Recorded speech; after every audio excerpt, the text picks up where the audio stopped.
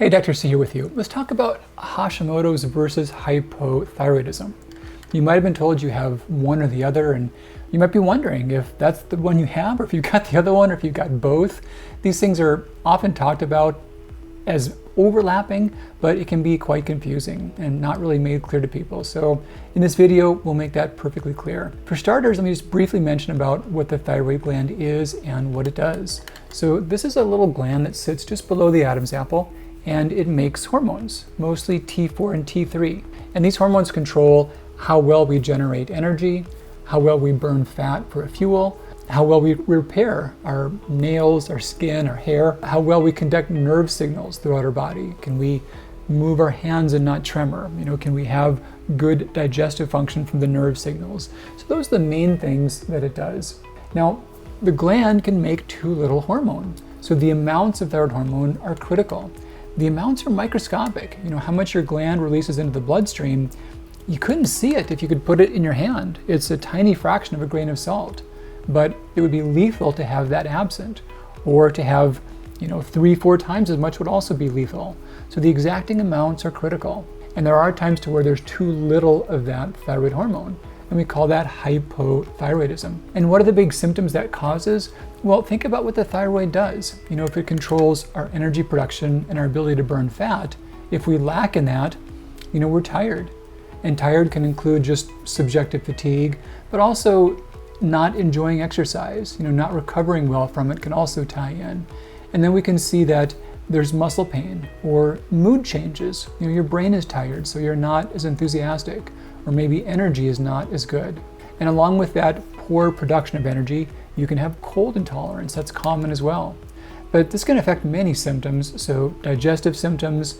Also with the repair of connective tissues, we think about skin, hair, nails. They may not be as healthy. Menstrual irregularities are also quite common, so these are some of the big ones. So what causes hypothyroidism? Well, the less common causes are going to be thyroid surgery, the gland being taken out, radioactive ablation of the thyroid, certain medications that give rise to it, but in nearly all cases, the cause of it is Hashimoto's thyroiditis. So Hashimoto's, this is kind of an exotic word for the Westerners, but this was the name of a doctor from Japan, Hiroko Hashimoto.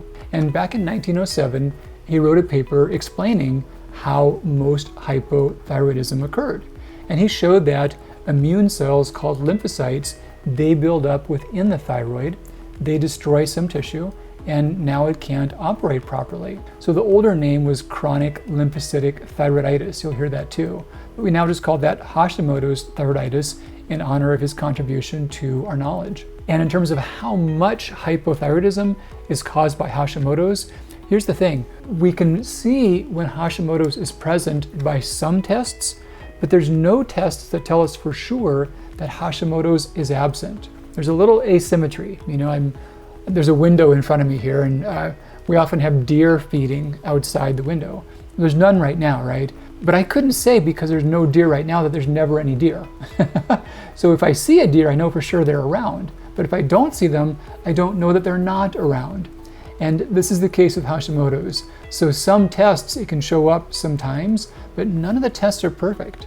So sometimes we assume it's there if someone's thyroid gland is slowed down, and there's not another obvious explanation.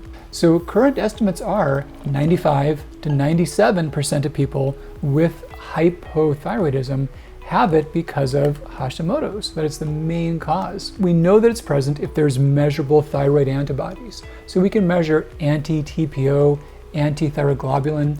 These are the main antibodies, but not always present. A big chunk of people can have it to where they're not there, even if the thyroid is slowing down. So in those cases, we presume it based more on clinical measures. So how common is Hashimoto's versus hypothyroidism? Well, Hashimoto's is something to where the antibodies, the immune attack, can be present in about a quarter of adults. And that can be known by measuring the antibodies or by evaluating the thyroid through ultrasound. So somewhere around a quarter of adults, a little more common in women, more common with age. Now, hypothyroidism. I wish we could start over and use new terms for this condition because there's degrees of it. And many things that are called hypothyroidism are not a lack of thyroid hormones. They're risks for there being an eventual lack, but they're not yet a lack. And almost all versions are like that. So we've got what's called suboptimal. So blood levels of thyroid hormones are normal, but they're not ideal. Then we have what's called subclinical. That's where the TSH is elevated, but the thyroid hasn't really slowed down. Then we have overt hypothyroidism. The TSH is high and the thyroid is slowed down. There's less hormone coming out of it. I'd love it if that's the only one we called hypothyroidism. And here's why. So many people have Hashimoto's, but only about 1% of people or fewer have overt hypothyroidism.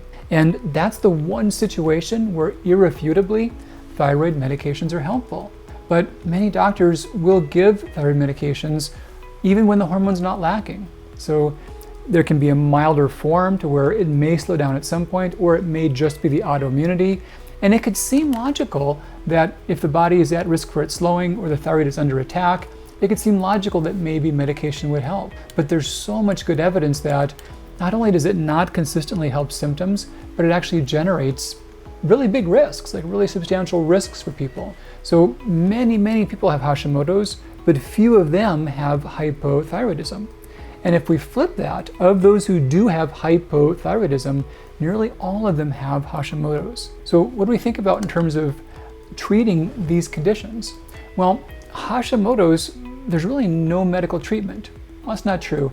You can lower thyroid antibodies by surgically removing the thyroid or by giving medications to suppress the immune system. So that's like, chasing a fly with a shotgun. You can help it, you can take care of it, but the harm is rarely worth it. So generally medicine doesn't treat Hashimoto's, but there's such good data that diet and lifestyle and supplement changes can make a huge difference. There have been clinical trials showing that diet can reverse Hashimoto's for almost 80% of people. And if you look at those who do comply with the diet, it's more like 95% or more of people that can respond to that. And here's the thing that's important too. All those symptoms that I mentioned from hypothyroidism, you can have those symptoms just from Hashimoto's. So you may have the Hashimoto's antibodies or signs of thyroid autoimmunity and not have overt hypothyroidism. That can cause symptoms, but medications rarely help, but lifestyle and diet can. So that's the difference. Many people have Hashimoto's. A small subset of them have overt hypothyroidism. Their thyroid is actually slowed down. But if every one to where their thyroid is really slowed down, they've pretty much always got Hashimoto's. And hypothyroidism is usually not what you think it is. In most cases, the thyroid's not slowed down or shut off. It's just at risk for it. So those are the big takeaways. Hope those are useful. Dr. C with you. Take great care. We'll talk real soon.